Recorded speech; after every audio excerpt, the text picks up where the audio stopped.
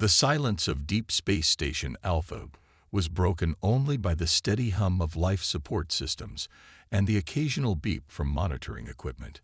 Captain Elena Vasquez floated in the observation deck, her weathered hands pressed against the reinforced viewport as she gazed into the star-filled void. 20 years of space travel had not diminished her wonder at the cosmic tapestry that stretched endlessly before her. Elena had volunteered for this assignment after her retirement from active astronaut duty. The Deep Space Communication Array was humanity's farthest outpost, positioned at the edge of the solar system to monitor signals from the galaxy beyond. Most days brought nothing but cosmic background radiation and the occasional pulsar. Today felt different. The communication console behind her chirped with an urgent tone she had never heard before.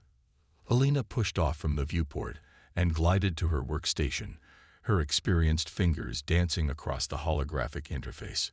The quantum signature detector was showing readings that made her heart race. "Computer, run a full spectrum analysis on the incoming signal," she commanded, her voice echoing in the empty station. "Analysis complete, Captain. The signal exhibits quantum entanglement patterns consistent with artificial intelligence communication protocols. Origin point, approximately 400 light-years galactic north." Elena's breath caught in her throat. In all her years monitoring deep space, she had never encountered anything remotely resembling intelligent alien communication. The signal was complex, layered with mathematical sequences that seemed to pulse with urgency. Within minutes, she had established a quantum link with Earth's primary research facility. Dr. Marcus Chen's face appeared on her screen, his usually calm demeanor replaced by intense curiosity as Elena transmitted the data. "Elena, this is extraordinary," Marcus said, his fingers working frantically at his own console. "The quantum signature suggests this message was transmitted using technology we don't fully understand. The mathematical structures are unlike anything in our databases. Can you decode it?" Elena asked, watching the alien symbols scroll across her screen like digital hieroglyphs. "I'm running it through our best translation algorithms now." "Wait." Marcus paused, his eyes widening as patterns began to emerge. "Elena, you need to contact Admiral Knox immediately. This isn't just a message, it's a warning." Admiral Sarah Knox received the emergency transmission at her command center beneath the Rocky Mountains. Her steel-gray eyes scanned the decoded message that Dr. Chen had managed to translate. The words sent a chill through her battle-hardened spirit. "People of the third planet, you who call yourselves human, we are the last free ship of this Epherian Commonwealth. Our worlds have fallen to the Dominion Empire. They consume civilizations, turning planets into resource farms and populations into slave labor. They have detected your radio signals. Your world has been marked for conquest. We transmit this warning with our dying breath. Prepare. Unite. Resist. The Dominion shows no mercy to those who submit willingly." Knox immediately activated Earth's highest security protocols. Within hours, world leaders gathered in emergency session, their faces grim as they reviewed the alien warning. The revelation that humanity was not alone in the universe should have been a moment of celebration. Instead, it carried the weight of an impending threat beyond their comprehension. Dr. Chen worked tirelessly to establish two-way communication with the alien ship. After 18 grueling hours, he succeeded in sending a response. Earth's reply was simple but profound. "Message received. We are listening. We will not surrender without a fight." The response came faster than expected.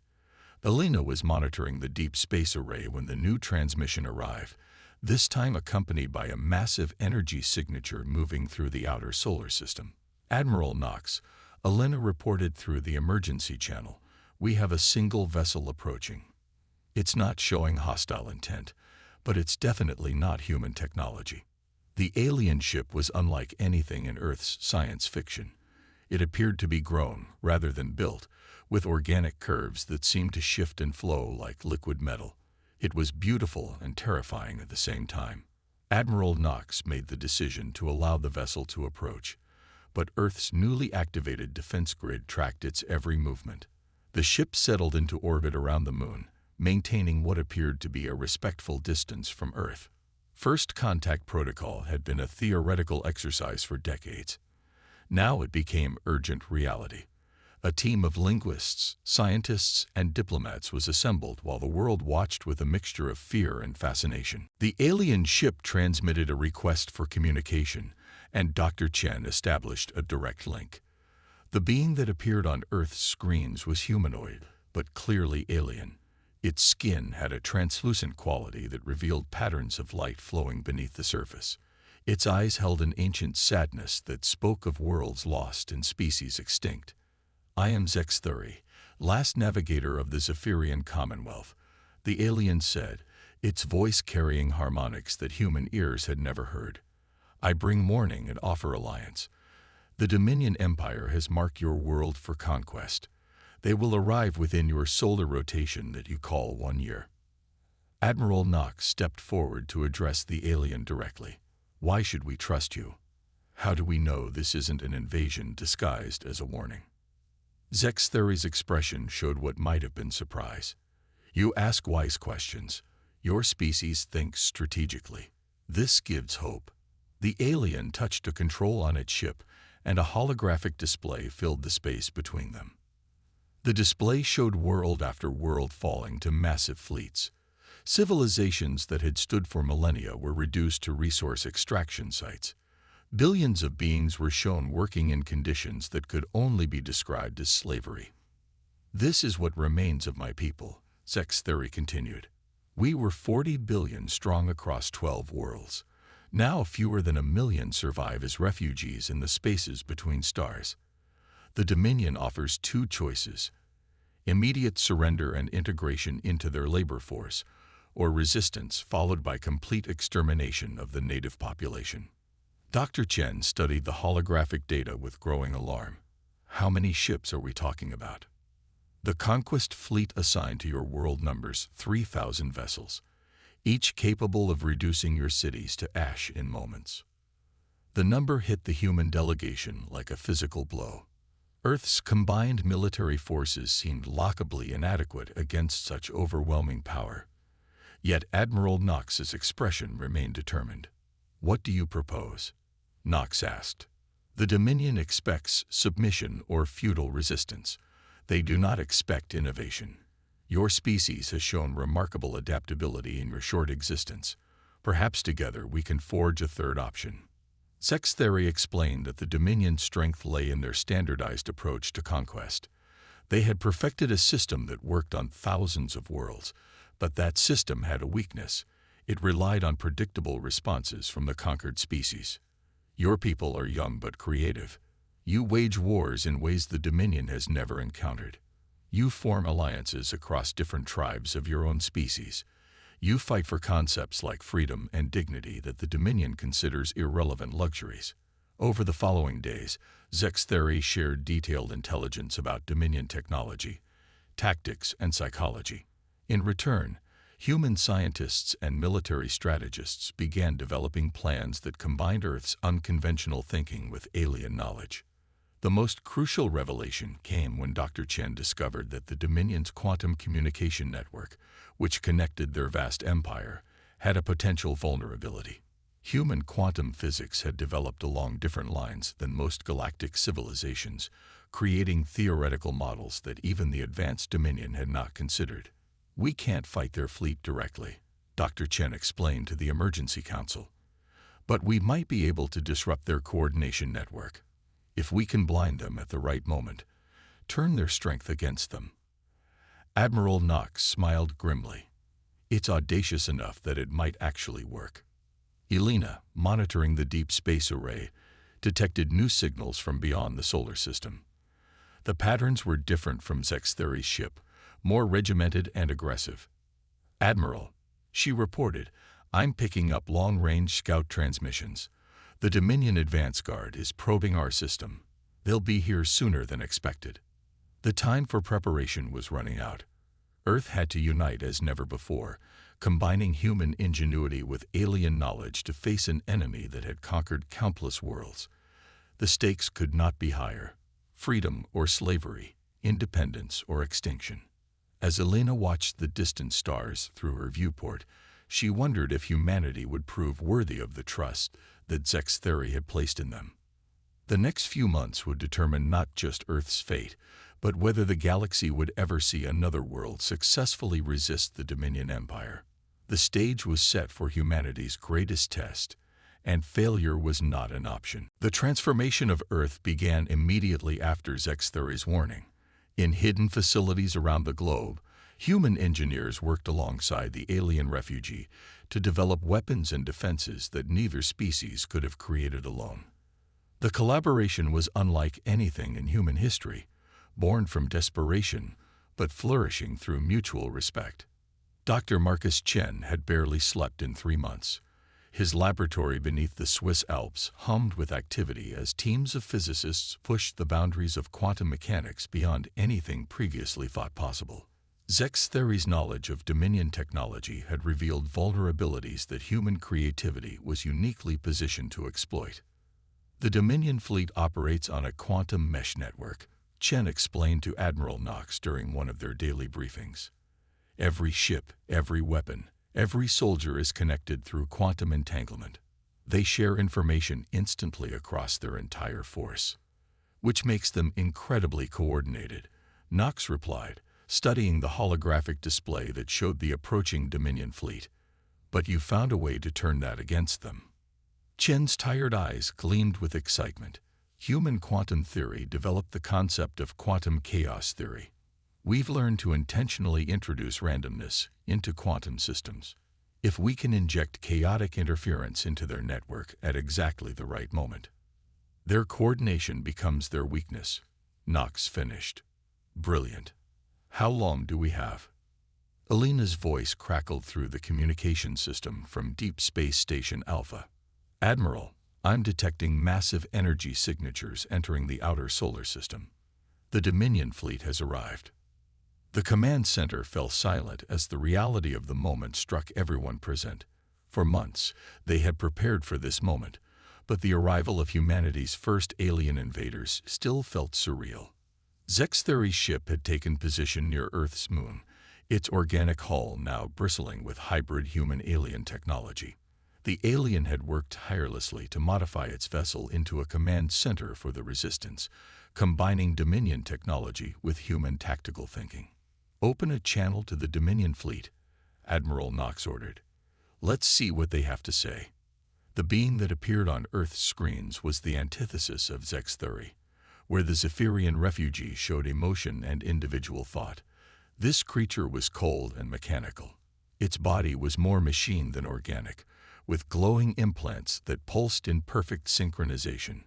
I am Executor Vorth of the Dominion Empire, the alien announced in a voice devoid of emotion. Your world has been designated for integration into the Dominion Resource Network. You have one standard time unit to surrender unconditionally. Resistance will result in the elimination of your species and the harvesting of your planet's resources. Knox stepped forward, her military bearing evident even through the communication link. This is Admiral Sarah Knox, speaking for the people of Earth. We reject your ultimatum. Our world is not for sale, and our people are not your property. Executor Vorth's expression did not change. Your response is noted and irrelevant. Compliance is not optional. Dominion forces will begin pacification procedures in precisely 1 hour. Your civilization will be preserved in our archives as a testament to the futility of resistance. The transmission ended abruptly, leaving Earth's defenders to contemplate their seemingly impossible situation. 3,000 Dominion ships now filled the outer solar system, each one capable of reducing Earth's cities to rubble. But humanity had spent months preparing for this moment. The quantum chaos generators that Dr. Chen had developed were positioned throughout the solar system, hidden among asteroids and space debris. Earth's military forces had been reorganized using tactics that Zextheri assured them the Dominion had never encountered. All units, this is Admiral Knox, she broadcast to military commanders around the world. Operation Defiance is now active. Remember, we're not trying to defeat them in conventional warfare. We're going to teach them that humans don't fight like everyone else. The Dominion attack began with overwhelming force. Their ships moved in perfect formation, their weapons firing in precise patterns that had reduced countless worlds to submission. But as their energy beams struck Earth's defensive positions, something unexpected happened. The human defenses didn't simply absorb or deflect the attacks. Instead, they adapted. Each defensive installation had been designed with quantum processors that learned from incoming fire and modified their responses in real time.